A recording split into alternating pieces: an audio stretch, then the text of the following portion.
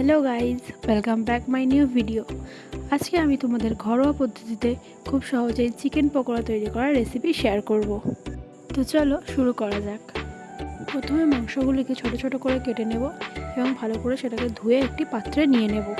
এরপর একে একে লবণ, লঙ্কা গুঁড়ো, হলুদ গুঁড়ো, জিরা গুঁড়ো, মরিচ গুঁড়ো, গরম মশলা গুঁড়ো, কর্নফ্লাওয়ার, আদা রসুন পেস্ট, কাঁচা লঙ্কা কুচি, পরিমাণ মতন টক দই, পরিমাণ মতন বেসন, একটা ডিম এবং লেবুর রস দিয়ে ভালো করে ম্যারিনেট করে নেব।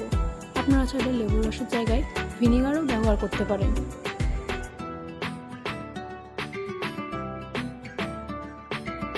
মাংসটা ম্যারিনেট করার পর প্রায় 1 ঘন্টার জন্য রেখে দেব।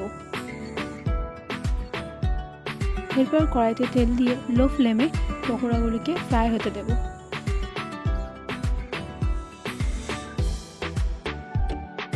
যখন পকোড়াগুলো হালকা ব্রাউন কালার হয়ে যাবে তখন পকোড়াগুলো তুলে নেব। এরপর বাকি পকোড়াগুলো একইভাবেই ফ্রাই করে নেব।